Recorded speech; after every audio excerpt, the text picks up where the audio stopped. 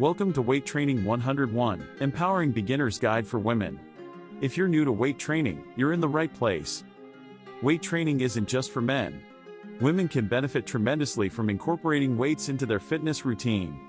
Not only can it increase muscle strength and tone, but it can also improve overall body composition and boost your metabolism. Before you start, it's important to prioritize safety. Remember to warm up properly with some dynamic stretches to prepare your muscles for the workout. Begin with compound exercises that engage multiple muscle groups, like squats and lunges, to build a strong foundation. These exercises help improve everyday movements and enhance your overall strength. Don't be afraid to start with lighter weights. Focus on proper form and technique to avoid injuries and ensure an effective workout. Gradually increase the weight as you become more comfortable and confident.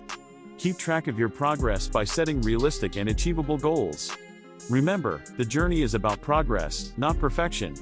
Celebrate every milestone reached. Don't forget to include rest days in your training schedule. Your body needs time to recover and repair.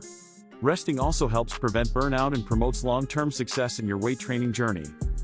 Consistency is key. Stick to a regular routine and be patient with your progress.